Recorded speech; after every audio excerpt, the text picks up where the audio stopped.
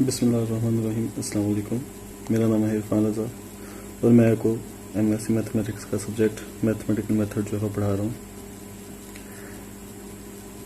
पिछले लेक्चर्स में हमने मैथमेटिकल मेथड की जो बेसिक चीज़ें थी वो जो है शुरू की थी और मज़ीद वहीं से हम आगे स्टार्ट करते हैं, क्योंकि ये चीज़ें आप डिटेल से पढ़ेंगे तो फिर आपको नेक्स्ट जो आगे टॉपिक्स हैं उनकी क्लियरली समझ आएगी। अदरवाइज अगर आप ये स्टार्टिंग लेक्चर नहीं सुनेंगे तो आगे आपको इस सब्जेक्ट से रेलिवेंट जो चीज़ें हैं, क्वेश्चन हैं, वो आपको बिल्कुल समझ नहीं आएंगे। इसलिए आप ये लेक्चर जो है वो से सुने और बार बार रिपीट करके सुने, ताकि आपको जो प्रॉब्लम्स हैं वो क्लियर हो जाए लेक्चर्स में और आगे जो लेक्चर है वो आपको अच्छी तरह समझ में आ सके। शुरू करते हैं। नेक्स्ट में सबसे पहले आज हम पढ़ेंगे कि लीनियर डिपेंडेंस क्या होता है। ठीक है, डिपेंडेंस और इंडिपेंडेंट आप जानते हैं क्या है। डिपेंडेंट और इंडिपेंडेंट में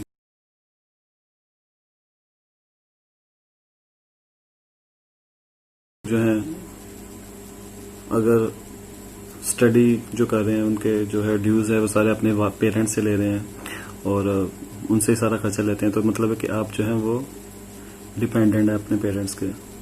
और अगर फर्ज करें अगर आप जॉब कर रहे हैं और जॉब करने के साथ आप अपनी फीस जो है वो खुद दे रहे हैं, ठीक है, तो इसका मतलब है कि आप जो है वो इंडिपेंडेंट हैं। तो ये डिपेंडेंट और इंडिपेंडेंट तो ये तो आम तौर पे इस्तेमाल किया जाता है, मगर मैथमेटिकल मैथ के अंदर जो है डिपेंडेंट और इंडिपेंडेंट क्या होते हैं उसके मतलब जो है हम बात करेंगे। पहले हम इसकी डेफिनेशन पढ़ लेते हैं कि डिफरेंशियल इक्वेशन में लीनियर डिपेंडेंसी क्या होती है। तो इसकी डेफिनेशन यह है कि let a set of the functions y1 y2 and so on yn is said to be linearly dependent on a interval i। वो कह रहा है कि कोई भी सेट है हमारे पास एक फंक्शन सेट्स का जिसमें बहुत सारे डेरिवेटिव हैं, nth डेरिवेटिव है 1 2 एंड सो ऑन n, तो ये लीनियर डिपेंडेंट होंगे ऑन इंटरवल i। इंटरवल इसमें होगा कोई भी फिक्स इंटरवल होगा, ए और बी का कोई भी हमारे पास इंटरवल है। कब होगा? अगर इसमें c1 c2 and so on cn not all zero, तो इसमें जितने भी कांस्टेंट है अगर सारे के सारे जीरो ना हो तो इसकी जनरल कंडीशन क्या होगी हमारे पास लीनियर डिपेंडेंसी की c1 y1 plus c2 y2 and so on cn yn equal to 0। ये सारे जो हैं वो जीरो, इन सारों का सम इक्वल टू 0 होता है। ये इक्वेशन की स्टैंडर्ड फॉर्म है। मगर इस डिपेंडेंसी के अंदर चेक ये करना होता है हमने कि इसमें वो कह रहा है कि जितने भी सी हैं, अगर हम फर्स्ट तरफ 2 वैल्यूज ले रहे हैं सी की या 3 वैल्यूज ले रहे हैं, तो उनमें हम 1 या 2 तो जीरो कर सकते हैं, सारे जीरो नहीं कर सकते, क्योंकि इसके लिए रूल है कि सारी जीरो नहीं हो सकती। ठीक है, जैसे फर्ज करें हमारे पास 2 फंक्शंस हैं, एक y1 है और y2 है, are said to be linearly independent. ये लीनियर इंडिपेंडेंट कब होंगे? ऑन इंटरवल i, किसी इंटरवल i में, इंटरवल हमने लिखा है a b इंटरवल है। इफ देर एग्जिस्ट 2 कांस्टेंट, उसमें 2 कांस्टेंट होंगे। देखें 2 फंक्शन है तो 2 ही कांस्टेंट इसमें एग्जिस्ट करेंगे और दोनों जो है जीरो नहीं हो सकते एट ए टाइम, दोनों जीरो नहीं हो सकते। एक जीरो हो सकता है, c1 जीरो हो जाए या c2 जीरो हो जाए, दोनों जीरो नहीं होंगे, तो फिर इस कंडीशन को हम बोलेंगे लीनियर डिपेंडेंट। ठीक है, और इसी के उल्ट जो है वो लीनियर इंडिपेंडेंट होगा। ठीक है, लीनियर इंडिपेंडेंस क्या होते हैं? सेम एज वही हमने ऊपर वाली डेफिनेशन को ही दोबारा रिपीट किया है कि 2 function y1 and y2 are said to be the linear dependent independent on an interval i। वही क्या कि 2 फंक्शन है y1 और y2, ये लीनियर इंडिपेंडेंट होंगे किसी इंटरवल i में, यानी a b में। If there exist non linear combination of the 2 functions the vanish over the interval, तो इसमें दोनों जो हैं देखें अगर वैनिश हो जाए, जीरो हो जाए, c1 और c2 तो अगर दोनों ही जीरो हो जाएं, यानी कि पूरा फंक्शन ही अगर जीरो हो जाए तो आंसर जो है वो जीरो आएगा, तो जिसकी वजह से हम कहेंगे ये इंडिपेंडेंट है। ठीक है, दोनों में क्या चेंज आ गया कि जो लीनियर डिपेंडेंट है उसमें c1 और c2 अगर हम 2 ले रहे हैं तो दोनों जीरो नहीं हो सकते, और जो इंडिपेंडेंट है इसमें c1 और c2 जितने भी कांस्टेंट है वो सारे के सारे लाजमी जीरो होंगे। ठीक है, ये दोनों में डिफरेंस होगा डिपेंडेंट में और इंडिपेंडेंट में। इसकी कुछ एग्जांपल आपको करके दिखाता हूं ताकि आपको क्लियर हो जाए कि ये कैसे हम चेक करेंगे डिपेंडेंट और इंडिपेंडेंट को। ठीक है, पहले हमने फर्स्ट एग्जांपल ली कि हमारे पास है y1 equal to sine x and y2 equal to sine x cos x. ठीक है, ये इंटरवल में दिया हुआ है -यूनिट से इन्फिनिट। अब हमने चेक करना है कि हमारे पास जो ये फंक्शन है डिपेंडेंट है कि इंडिपेंडेंट है, y1 और y2 जो हमें दिए गए हैं। अब सबसे पहले हमने देखे दो हमारे पास फंक्शन है, तो हमने इक्वेशन लिखी वही ऊपर वाली C1 y1 plus C2 y2 equal to 0। ये हमने इक्वेशन यहाँ यूज की, क्योंकि दो फंक्शन है इसलिए दो ही हमने वैल्यूज लिखी हैं। यहाँ वैल्यूज पुट की, C1 y1 की वैल्यूज लगा दी, फिर C2 और y2 की वैल्यू लगा दी। ठीक है, अब देखिए आपका ये इक्वेशन आ गई है इक्वल टू 0। अभी मैंने आपको बताया था कि डिपेंडेंट या इंडिपेंडेंट में क्या होता है कि आपने C1 और 2 की ऐसी वैल्यूज पुट करनी है जिसको हल करने के बाद हमारे पास कुछ ना कुछ सोल्यूशन आए। अब देखें, अगर हम पहला चेक करते हैं, डिपेंडेंट चेक करते हैं। ठीक है, डिपेंडेंट चेक करते हैं, उसमें बताया था कि C1 और C2 जो है कुछ भी रख सकते हैं, मगर दोनों जीरो नहीं हो सकते। एक जीरो हो सकता है, दोनों जीरो नहीं हो सकते। तो हमने C1 और C2 की कोई भी वैल्यू जो है चूज करनी है, कोई भी वैल्यू चूज करना है, क्योंकि जैसे आप चूज करेंगे हर दफा उसके आंसर जो है वो डिफरेंट आएंगे। जैसे कि हमने C1 और C2 की वैल्यू चूज की, हमने सपोज किया C1 हमारे पास 1/2 है, C2 हमारे पास -1 है। ठीक है, जब हमने दोनों वैल्यूज यहाँ पुट की, C1 की भी और C2 की भी वैल्यूज पुट करने के बाद हमने हल किया, तो ये कटिंग होकर आंसर 0 आ गया। ठीक है, तो ये जो है हमारे पास लीनियर डिपेंडेंट आ गया। ठीक है, C1 और C2 की ये वैल्यूज है।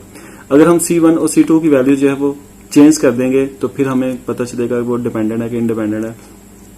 ठीक है, वो हमें हल करने के साथ साथ पता लगेगा, जिसमें हमारे पास वैल्यू जो है वो बार बार जो है वो चेंज होती रहेंगी।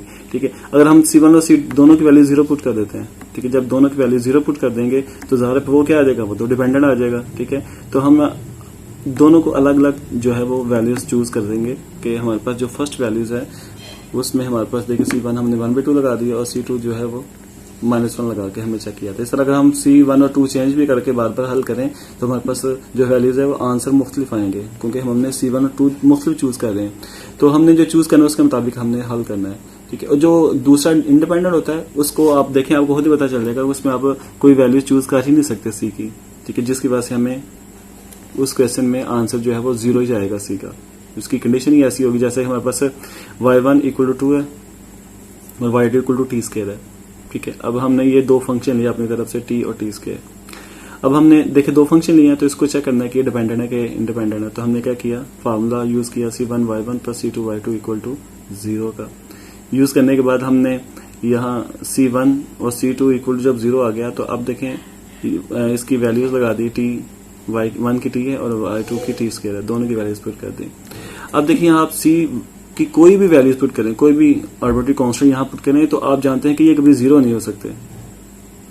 हमने 0 लेके आना होता है कि 0 किस तरह आएंगे, कौन सी वैल्यू हम चूज करें कि जिससे आंसर हमारा 0 आए। तो देखें हमने ये जो इक्वेशन थी इसमें हमने C1 और C2 हमने ऐसी वैल्यूज चूज की हैं जिसको पुट करने से आंसर 0 आ रहा था। ठीक है, तो अब देखें ये वैल्यूज चूज करने से 0 आया। तो इस तरह और भी वैल्यू को चूज कर सकते हैं, और भी कोई ऐसी वैल्यूज होंगी जिसको पुट करने से आंसर जो है वो 0 आ सकता है। तो इसी तरह यहाँ हम देख रहे हैं कि यहाँ हम C1 और 2 की कोई भी वैल्यूज यूज कर लें, कोई भी कांस्टेंट रख लें, तो ये वैल्यूज कभी भी जो है वो 0 नहीं आ सकती। ठीक है, तब भी 0 हो सकता है जब C1 और C2 दोनों ही 0 हो। अगर C1 और C2 दोनों ही 0 हो तब जो है ये हमारे पास जो है वो 0 हो सकता है, अदरवाइज कभी भी ये इक्वेशन 0 नहीं हो सकती, क्योंकि 0 आना हमारे लिए होता है। हमारे पास देखिए स्टैंडर्ड प्रॉपर्टी यही है, डेफिनेशन यही थी कि C1 y1 C2 y2 and C1 y3 and so on and तक जितनी भी वैल्यूज हैं सबको सम करने से आंसर 0 आए। तो यहाँ देख रहे हैं कि यहाँ तो हमने जो चूज किया उससे 0 आ रहा था, मगर यहाँ हम x C1 और C2 को कोई भी वैल्यू चूज करें तो आंसर 0 नहीं आ सकता। ठीक है, तो 0 कब आएगा, जब C1 और C2 दोनों ही 0 होंगे। इसलिए हमने कह दिया C1 और C2 दोनों 0 आ रहे हैं तो पता चल गया कि y1 y2 जो है ये इंडिपेंडेंट हो गए। ठीक होगा क्लियर, डिपेंडेंट और इंडिपेंडेंट में कि अब आपने अपने क्वेश्चन को 0 लाजमी करना है, तो आपने कोई भी ऐसी वैल्यू चूज करनी है जिसको पुट करने से आंसर 0 आ जाए। ठीक है, यहाँ हमने 1/2 और -1 चूज किया था तो 0 आया था, और यहाँ हम अगर ऐसी कोई वैल्यू चूज करते हैं, यहाँ 1 2 3 4 5 कोई पॉजिटिव नेगेटिव वैल्यू चूज करें तो 0 नहीं हो सकता ये, क्योंकि इसमें देखे t और t² है तो ये कट ही नहीं सकते कभी भी। तो ये तब भी 0 हो सकते हैं जब C1 और C2 दोनों ही 0 हो। तो ये और एग्जाम्पल देखें नेक्स्ट करते हैं ताकि आपको मजीद जो है उसकी क्लियर हो जाए। देखिए हमारे पास नेक्स्ट एग्जांपल है नंबर 3rd एग्जांपल कि हमने सपोज किया y = 1 + x, y2 = x और y3 = x कह रहा है, और इसका इंटरवल भी -∞ से इन्फिनिट है तमाम x का, तमाम फंक्शंस का। अब देखिए इसमें 3 हमारे पास फंक्शन है, तो हमने यहाँ 3 कांस्टेंट तक इक्वेशन यूज की है कि हमने यूज किया कि C1 y1 + C2 y2 C y3 = 0 है। यहाँ हमने वैल्यूज पुट की फंक्शंस की, C1 आगे y1 की वैल्यूज लगा दी, फिर y2 की, फिर y3 की, तीनों फंक्शन जो हमने यहाँ पुट कर दिए। तीनों फंक्शन पुट करने के बाद हमने तीनों C जो है वो x वेरिएबल को अरेंज कर लिया, पहले कांस्टेंट को अरेंज किया, फिर x को, फिर x को, तीनों को अरेंज कर लिया। अरेंज करने के बाद अब हम क्या करेंगे, इनके कोएफिशिएंट को कंपेयर करेंगे, x² x और कांस्टेंट के। कंपेयर करेंगे C1 इधर 1, C1 का जो कोफिशिएंट है x, यहाँ तो कांस्टेंट है C1 तो इसलिए कांस्टेंट इधर 0 है तो 0 कंपेयर हो गया। x इसकी पावर x को हम कंपेयर करेंगे तो C1 प्लस C2 है, यहाँ भी 0 है तो 0 आ जाएगा। और x स्क्वायर का कोफिशिएंट C3 है तो यहाँ भी 0 आ जाएगा। देखिए हमारे पास 3 इक्वेशन आ गई, तीनों 0 है। 1 3 तो पहले ही 0 है, 2 इक्वेशन हमारे पास है तो हमने C1 की वैल्यू 0 पुट की तो C2 भी 0 आ गया। अब देखिए तीनों ही 0 आ गए हैं, C1 C2 C3 तीनों ही 0 आ गए हैं। तो हमें पता चला कि हमारे पास 1 1 2 3 जो थे ये लीनियर इंडिपेंडेंट थे। ठीक है, देखिए हमारे पास तीनों ही 0 आ गए हैं, C1 2 3। तो जब तीनों 0 आने से हमें पता लगा कि हमारे पास जो है ये लीनियरली इंडिपेंडेंट है। ठीक है, तो ये हमारे पास फर्क होता है इंडिपेंडेंट और इंडिपेंडेंट का कि हम अपनी जरूरत के मुताबिक जो है वो चूज करते हैं। जैसे इस क्वेश्चन में तो हमने देखा कि हमारे पास C की वैल्यूज हमने खुद कैलकुलेट कर ली कंपेयर करके। ठीक है, अगर हम दूसरे में भी चूज करते हैं तो तब भी हम कर सकते हैं। जैसे फिर हमें पिछली एग्जांपल की थी, ठीक है, उस एग्जांपल के अंदर हम अगर देखें तो उस एग्जांपल में भी अगर हम इसको सोल्यूशन करें तो हमारे पास जो है वो वैल्यू जो है वो प्रॉपरली जो है वो नहीं आ रही थी। देखें जैसा कि इसमें हमें कंपेयर कर सकते थे, अगर इसको भी हम कंपेयर कर लें। देखिए हमने जो क्वेश्चन किया था, जो हमने C1 और 2 0 चूज किया था, क्योंकि अगर इसको भी हम कंपेयर करें, ठीक है, कंपेयर करें T को T स्क्वायर को, ठीक है, हम लिख सकते हैं comparing coefficient T and T square. ठीक है, यहाँ लिख लें आप comparing coefficient T and T square. ठीक है, इसमें देखिए T का कोएफिशिएंट C1 है तो वो 0 आ जाएगा और C2 T स्क्वायर का कोएफिशिएंट C2 है तो वो भी 0 आ जाएगा। देखिए दोनों कंडीशन जो है वो 0 आ रही है। ठीक है, तो इसी तरह इनको कंपेयर करने से आंसर जो है वो 0 0 आ रहे हैं, तो हमने इसे हल कर लिया। ठीक है, तो इसलिए हमने यहाँ जो वैल्यू 0 चूज की थी, जिसकी वजह से हमारे पास सोल्यूशन जो है वो आ रहे थे। ठीक है, ये तो आ गया लीनियर डिपेंडेंट और लीनियर इंडिपेंडेंट का। ठीक है, अब इसको दोबारा सुनिएगा लेक्चर को, अगर आपको क्लियर नहीं होता कि आपको क्लियर होगा तो फिर आगे आपको ये नेक्स्ट जो है वो समझ आएगा। ठीक है, क्योंकि लीनियर डिपेंडेंट और डिपेंडेंट आपके लिए आना बहुत जरूरी है, क्योंकि लीनियर डिपेंडेंट और डिपेंडेंट आएगा तो आपको आगे ये रॉन्ग स्कीम जो है ये पता चलेगा ये क्या होता है। ठीक है, अब लीनियर डिपेंडेंट और इंडिपेंडेंट के बाद नेक्स्ट हमारा टॉपिक आता है रॉन्ग स्कीम का। रॉन्ग स्कीम जो है ये क्या होता है, इसकी डेफिनेशन क्या है। ठीक है, यह है कि दी wrong scheme f of n functions y1 y2 and so on yn of x। कहता है रॉन्ग स्कीम जो है वो n फंक्शन होते हैं, इसमें जितने मर्जी फंक्शन हो सकते हैं, एक तो नहीं होगा, एक से ज्यादा होगा, 2 3 4 कोई भी फंक्शन हो सकते हैं। Is denoting by w of x, इसको w ऑफ x से डिनोट किया जाता है, या हम इसको क्योंकि x मराज यहाँ सारे फंक्शन है, या इसे हम w of y1 y2 and so on yn लिख सकते हैं।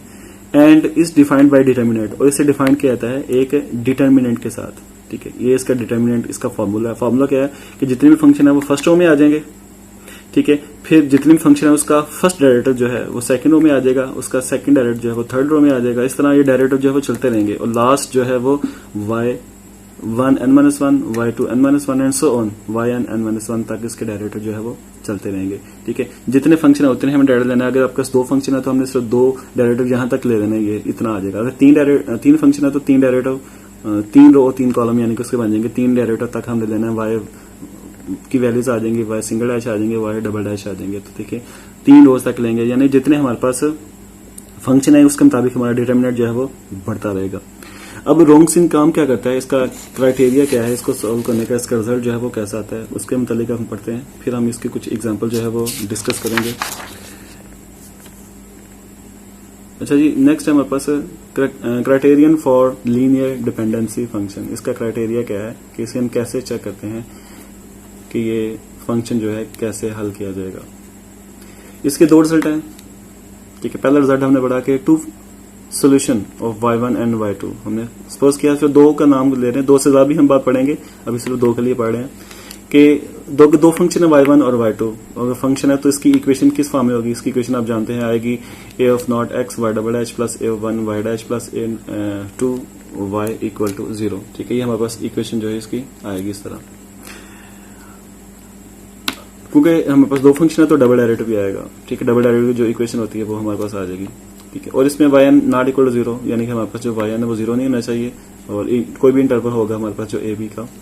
आर लीनियर डिपेंडेंट होंगे if and only if the wrong scheme is 0, w of x 0 आ जाए।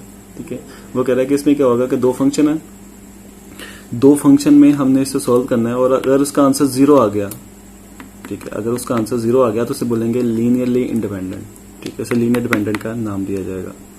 ठीक है, जैसे मैंने दो एग्जांपल, दो फंक्शन है, दो फंक्शन का मैंने देखिए डिटर्मिनेंट बनाया हुआ कि y1 और y2 दो फंक्शन है, और दो फंक्शन है तो हमें एक डेरिवेटिव से चाहिए, एक डेरिवेटिव y1 का और एक डेरिवेटिव y2 का। ठीक है, जितने फंक्शन है उतनी ही रोज आएंगी इसकी। ठीक है, दो है तो सिर्फ दो ही रो दिखे आ रही हैं। अब इसको हमने, अगर इसका आंसर 0 आ जाए, ठीक है, या इसको हम हल कर सकते हैं डिटर्मिनेंट को कि y1 और y2 डैश और y1 डैश y2 को मल्टीप्लाई करके माइनस किया तो आंसर अगर 0 आता है तो उसे बोलेंगे लीनियर डिपेंडेंट। ठीक है, ये भी रॉन्ग स्किन जो है ये भी लीनियर डिपेंडेंट चेक करने का तरीका है कि फंक्शन आपका जो है वो लीनियर डिपेंडेंट है या नहीं है। एक पिछला मेथड हमने पढ़ा है, ठीक है, और एक ये मेथड है रॉन्ग स्किन में कि हम किसी भी फंक्शन को चेक कर सकते हैं वो लीनियर डिपेंडेंट है या नहीं है। इसी तरह हमारे पास दूसरी जो रिजल्ट है, सेकंड कंडीशन का जो रिजल्ट है वो क्या है, वो कह रहा है कि two solution y1 and y2 of the equation, हमारे इक्वेशन के जो दो सोल्यूशन है, इक्वेशन क्या है हमारे पास वही जो अभी ऊपर हमने पढ़ी है, y not x y double dash.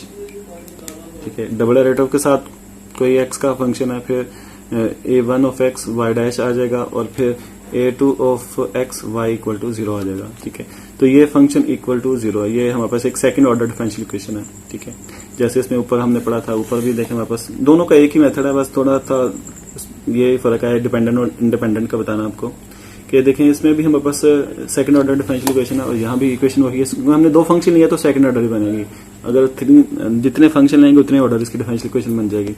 ये कह रहा है कि an not equal to 0 and x belongs to a b, यानी कि कोई भी सेट होगा हमारे पास आर लीनियर इंडिपेंडेंट, ये लीनियर इंडिपेंडेंट, वो लीनियर डिपेंडेंट थी, ये लीनियर इंडिपेंडेंट होगा if and only if the Wronskian is not 0, अगर 0 ना आए। ठीक है, अगर रॉन्ग स्किन 0 ना आए तो वो इंडिपेंडेंट है, अगर रॉन्ग स्किन 0 आ जाए तो वो डिपेंडेंट है। ठीक है, किसी भी इंटरवल पे, किसी भी पॉइंट पे, ए और बी पे। ठीक है, तो देखिए हमारे पास ये इसके दो रिजल्ट आएंगे। ठीक है, या उसका रिजल्ट जो है वो 0 आएगा, 0 आएगा तो वो होगा लीनियर डिपेंडेंट, और अगर 0 नहीं आता तो वो लीनियर इंडिपेंडेंट होगा। तो ये दो कंडीशन है। अब इसको हम सॉल्व करते हैं कि हम कैसे चेक करेंगे रॉन्ग स्किन के हमारा फंक्शन जो डिपेंडेंट है कि ये इंडिपेंडेंट है। ठीक है, अब ये नेक्स्ट देखें कैसे करेंगे। हमने सपोज कि हमारे पास दो फंक्शन है, एक y1 और एक y2 है। ठीक है, y1 और y2 है। ठीक है, जैसे हमने पिछले मेथड अभी चेक किया था लीनियर डिपेंडेंट में। ठीक है, उससे भी चेक कर सकते हैं, मगर ये रॉन्ग स्किन की मदद से हम चेक करें कि फंक्शन डिपेंडेंट है कि इंडिपेंडेंट है। ठीक है, दोनों मेथड से हम हल कर सकते हैं। तो इसका तो तरीका हल करने का ये जरा इजी है, उससे भी इससे फौरन पता चल जाता है आपका फंक्शन डिपेंडेंट है कि इंडिपेंडेंट है। y1 और y2 हमें दो फंक्शन दिए हैं, हमने चेक करना है ये डिपेंडेंट है कि इंडिपेंडेंट है। तो हमने क्या किया, पहले दोनों का डेरिवेटिव ले लिया, y1 का डेरिवेटिव ले लिया, y2 का डेरिवेटिव ले लिया, फिर हमने फार्मूला यूज किया w of y1 and y2। ये ऊपर दोनों फंक्शन है और नीचे दोनों के डेरिवेटिव है। ठीक है, इसको हमने हल किया, मल्टीप्लाई किया, ये इसके साथ मल्टीप्लाई हो गया, ये इसके साथ मल्टीप्लाई हो गया और ये आ गया। इसमें से -2 कॉमन ले लिया तो साइंस के प्लस को उसके 1 हो गया तो -2 आ गया। अब देखें -2 जो है वो 0 नहीं आया। ठीक है, लेकिन W जो हमारे पास है रॉन्ग स्किन जो है वो 0 नहीं है, तो पता चल गया कि W1 और W2 जो है ये हमारे पास लीनियर इंडिपेंडेंट है। ठीक है, 0 ना आने की वजह से लीनियर इंडिपेंडेंट हो गए। अगर हम उसको दूसरे मेथड जो हमने पीछे किया था लीनियर डिपेंडेंट चेक किया था उससे भी चेक करते तब भी आंसर जो है वो ऐसा ही आना था। तो हम दोनों मेथड से चेक कर सकते हैं। इसी तरह हमारे पास और नेक्स्ट एग्जांपल देखें, इसकी दूसरी एग्जांपल कि हमारे पास देखें दो फंक्शन है, हमारे पास y1 है साइन स्क्वायर x और y2 है 1 माइनस cos 2x, ये दो फंक्शन है। अब हमने चेक करना है कि ये डिपेंडेंट है कि इंडिपेंडेंट है। ठीक है, चेक करने का फिर वही हमारे पास मेथड है कि सबसे पहले हम क्या करेंगे, फंक्शन हमारे पास था w of y1 and y2, तो हमने दोनों फंक्शन लिख लिए और दोनों नीचे दोनों के डेरिवेटिव ले लिए। साइंस के का डेरिवेटिव होता है 2 sin x cos x और 1 माइनस cos 2x का 2 sin 2x। तो दोनों के डेरिवेशन ले लिए। डेरिवेशन लेने के बाद हमने इसकी थोड़ा सॉल्व कर लिया, फार्मूला यूज कर लिया। तो 2 sin x cos x का फार्मूला होता है sin 2x, ये इसका फार्मूला लगा दिया हमने 2 sin x cos x का, और 1 माइनस cos 2x इसका हाफ एंगल होता है फार्मूला 2 cos, ये इसका डबल एंगल का फार्मूला, ये इसके हाफ एंगल का फार्मूला, दोनों के फार्मूले हमने यूज कर लिए, इसका ये और इसका ये। अब हमने इसको फिर डिटर्मिनेंट सॉल्व किया, ये इसके साथ मल्टीप्लाई हो जाएगा, ये इसके साथ मल्टीप्लाई हो जाएगा। तो देखे दोनों सेम है, तो दोनों सेम है तो दोनों कट जाएंगे। कटने के बाद आंसर जो है वो हमारा 0 आ जाएगा। तो y1 और y2 जो है हमें पता चल जाएगा ये लीनियरली डिपेंडेंट है। ठीक है, इस तरह देखें हम आसानी से मालूम कर सकते हैं हमारा फंक्शन जो है वो डिपेंडेंट है या इंडिपेंडेंट है, तो हम आसानी से पता चला सकते हैं। उसके बाद नेक्स्ट हमारे पास आता है एक और एग्जाम्पल देखें। इसमें मैंने 3 फंक्शन जो है वो लिए हैं। 3 फंक्शन से हम भी चेक कर सकते हैं, किसी भी फंक्शन से चेक कर सकते हैं, वो तो आपकी जरूरत के मुताबिक है। जैसा मेरा क्वेश्चन होगा उसके मुताबिक ही आपने हल करना है। अब इसमें देख 3 फंक्शन है, एक है हमारे पास y1x है, y2x है, y1 है, y2x और y3x स्क्वायर है। ये 3 फंक्शन ले लिए। अब 3 फंक्शन है तो इसकी जो इक्वेशन है वो भी आपको पता है कि उसके मुताबिक 3 की आएगी। ठीक है, हमारे पास w of y1 y2 y3 है। तो इसमें देखिए फर्स्ट में तीनों फंक्शन है, सेकंड रो में तीनों के फर्स्ट डेरिवेटिव है और थर्ड रो में तीनों के सेकंड डेरिवेटिव है। क्योंकि मैंने बताया था जितने फंक्शन है उतना ही डिटर्मिनेंट आएगा। देखिए पहले 2 था तो 2 क्रॉस 2 का फंक्शन आ रहा था, अब 3 फंक्शन है तो 3 क्रॉस 3 का एक डिटर्मिनेंट आ रहा है। अब इसमें हल करेंगे, हमारे पास y की तीनों फंक्शन की वैल्यूज आ जाएंगी 1x और x स्क्वायर। देखिए y फर्स्ट फंक्शन है, y2 सेकंड और y3 थर्ड फंक्शन है। तीनों फंक्शन लगा दिए। अब इसके देखिए तीनों के डेरिवेटिव लेने हैं। 1 का डेरिवेटिव 0, x का डेरिवेटिव 1, x के का डेरिवेटिव 2x। उसके बाद फिर हल किया, अगेन डेरिवेटिव 1 का 0, 0 का 0 डेरिवेटिव, 1 का 0, 2x का 2। देखिए नेक्स्ट डेरिवेटिव भी आ गया। अब आपने इसे एक्सपेंड करना है। इसे एक्सपेंड करने हम नजर आ रहा है कि एक अपर ट्रायंगल मैट्रिक्स है। तो अपर ट्रायंगल मैट्रिक्स में सिर्फ हम डायगोनल को मल्टीप्लाई करें तो आंसर आ जाता है। ठीक है, देखिए अपर ट्रायंगल मैट्रिक्स वो था जिसमें डायगोनल के नीचे सारे एलिमेंट 0 हो जाते हैं। तो फिर हम सिर्फ डायगोनल को जरूर दे देते हैं। ठीक है, ट्रायंगल को मल्टीप्लाई करेंगे तो आंसर आ जाएगा। आप ऐसे एक्सपेंड भी कर लें अगर आपको प्रॉब्लम है।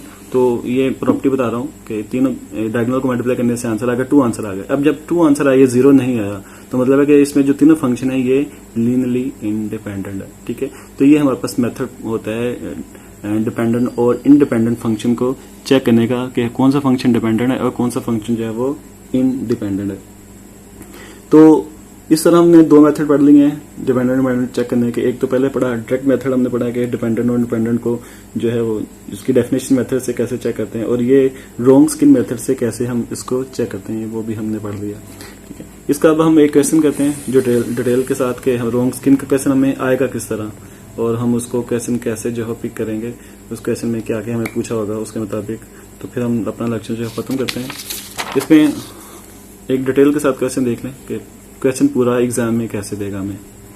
ठीक है, क्वेश्चन नंबर 6 में दिया है, कहते हैं given that y equal to c1 plus c2 x of the solution of the differential equation y double dash minus y equal to 0 on minus infinite to infinite, ये interval है इसका। Find a member of the family satisfying the bounded value condition y of 0 equal to 2 and y dash of 1 equal to 1। ठीक है, ये सारी condition ये question दिया है। इसमें हमें 3 हिस्से उसने 3 कंडीशन पूछी है। 3 स्टेप में इसे अपने क्वेश्चन में हल करना है। पहले में तो आपने चेक करना है कि क्या ये जो जनरल सोल्यूशन है ये इसको सेटिस्फाई करता है नहीं करता। पहले तो हम ये चेक करेंगे, फिर उसके बाद फिर हमने चेक करना है कि ये डिपेंडेंट है कि इंडिपेंडेंट है। ठीक है, फिर उसके बाद हम चेक करेंगे हमारे पास जो है बाउंडेड वैल्यू प्रॉब्लम जो है वो क्या है हमारे पास आएगी। तो तरीका वही है। सबसे पहले हमारे पास y equal to c1 plus c2 x है। तो हमने सबसे पहले इसकी डिफरेंशिएशन की। ठीक है, y था इसकी डिफरेंशिएशन की, क्योंकि हमें डबल डायरेक्ट प्रूफ करना था, हमने इसकी डिफरेंशिएशन की। तो y1 आ गया ex का ex और x का x आ गया। तो इसका फर्स्ट डेरिवेटिव ले लिया c1 प्लस c2 x आ गया। दोनों का डेरिवेटिव ले लिया। डेरिवेटिव लेने के बाद हमने इसको अरेंज कर लिया। अब हमने इसका अगेन जो है वो डेरिवेटिव लेना है, इसकी अगेन डिफरेंशिएट करनी है ताकि हमारे पास डबल डेरिवेटिव तक जो है वो वैल्यूज आ जाए। ठीक है, डबल डेरिवेटिव जो है वो लेना आपने। तो c1 x आ गया और c2 उसका फिर वही आ जाएगा x और x आ गया। तो नफी नफी जमा हो गया। तो c1 x plus c2 x आ जाएगा। अब ये हमारे पास देखें कंडीशन दोबारा इक्वल टू y आ गई है। तो y double dash equal to y आ गया और y इधर आके नफी हो जाएगा। जब y इधर आके नफी हो गया तो y double dash minus y equal to 0 आ जाएगा। जब ये 0 हो गया तब देखिए हमारे पास ये प्रूफ हो जाएगा हमारे पास कि y double dash minus y equal to जो है वो 0 के इक्वल है। तो देखिए फर्स्ट हमने प्रूफ कर दिया कि y जो है ये सेटिस्फाई करता है इस डिफरेंशियल इक्वेशन को। ठीक है, इस अब हमने नेक्स्ट जो है वो हल करना है। अब हमारे पास जो है उसमें चेक करना है आपने कि हमारे पास जो फंक्शन है वो डिपेंडेंट है कि इंडिपेंडेंट है। डिपेंडेंट और इंडिपेंडेंट चेक करने का तरीका मैंने बता दिया था। हमारे पास 2 फंक्शन है, तो हमारे पास रोंग्स्किन से जरिए हम आसानी से प्रूव कर सकते हैं। ठीक है, रोंग्स्किन से हम प्रूव करेंगे तो हमारे पास क्या है, इसमें 2 फंक्शन है हमारे पास y equal to c1 y1 plus c2 y2 था हमारे पास। तो y1 हमारे पास देखें इस फंक्शन में जो दिया, ये क्वेश्चन जो दिया हुआ है इसमें, ये जो क्वेश्चन है इसमें आप देखें y equal to c1 y1 ये c2 y2 है। तो y1 और y2 जो हमारे पास है ये हमारे पास 2 वैल्यूज हैं, y1 ex है और y2 इक्वल टू x है। तो आपने इसमें जो हल किया इसे आपने ex और y1 और y2 दोनों की वैल्यू जो हमने पुट कर दी। y1 की वैल्यू ex और y2 की वैल्यू माइनस ex है। इस दोनों की डेरिवेशन की ex का ex आ गया और e माइनस x का माइनस e माइनस x आ गया। इसको हमने डिटर्मिनेंट लिया इसका जब आपने डिटर्मिनेंट लिया तो डिटर्मिनेंट लेने के बाद हमारे पास ये e minus e0 minus 1 minus 2 आ जाएगा और माइनस 2 जो है हमें पता लग गया ये इंडिपेंडेंट है। ठीक है, हमें पता लग गया कि y1 और y2 जो है ये लीनियरली इंडिपेंडेंट फंक्शन है हमारे पास। ठीक, अब दोनों कंडीशन तो हमारे पास आ गई हैं। देखिए हमारे पास दो हमने प्रूफ कर लिया। हमने पहले चेक कर लिया कि ये डिफरेंशियल इक्वेशन इस जो ये हमें गिवन डिफरेंशियल इक्वेशन जो जनरल सोल्यूशन दिया है इसका डिफरेंशियल इक्वेशन को सेटिस्फाई करता नहीं करता। हमने प्रूव कर लिया कि वो इसको सेटिस्फाई जो है वो कर रहा है। ठीक है, ये फर्स्ट कंडीशन थी। और फिर सेकंड में हमने बता दिया कि हमारे पास जो ये फंक्शन दिया गया है ये डिपेंडेंट था कि इंडिपेंडेंट था। तो रोंग स्क्रीन की मदद से हमने वो भी बता दिया कि फंक्शन डिपेंडेंट है कि इंडिपेंडेंट है।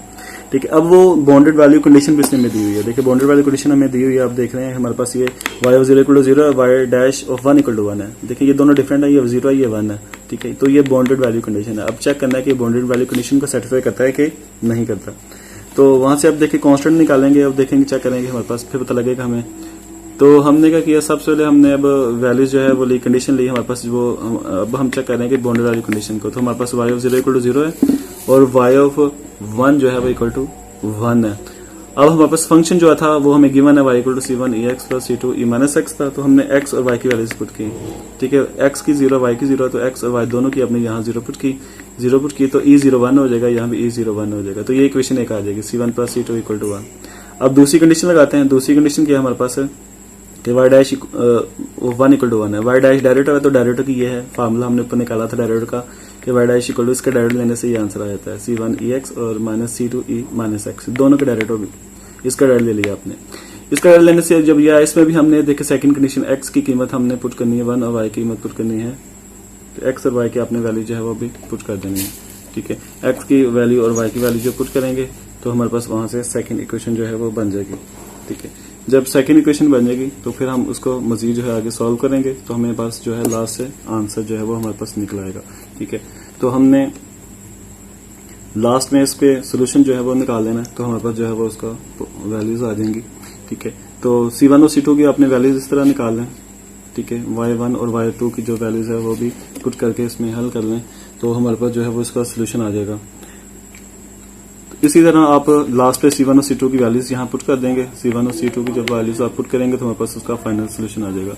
ठीक है, तो इस तरह ये हमारे पास कंप्लीट जो है वो क्वेश्चन होगा इसको हल करने के लिए कि हमने x और इसको कैसे चेक करना है, डिपेंडेंट कैसे चेक करना है और इसको सेटिस्फाई कैसे चेक करना है और इसका बाउंड्री वैल्यू कंडीशन को भी हमने चेक करना है। तो इस तरह कंप्लीट क्वेश्चन हमारे पास इस तरह आ सकता है और किसी क्वेश्चन में भी किसी फॉर्म में हमारा क्वेश्चन आ सकता है।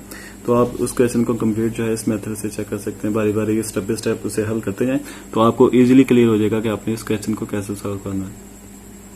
ठीक है, तो उम्मीद है कि आपको ये लेक्चर जो है वो समझ आया होगा। तो आप इसकी प्रैक्टिस करें, बार बार इसको देखें तो इंशाल्लाह आपको ये इजीली समझ आ जाएगा।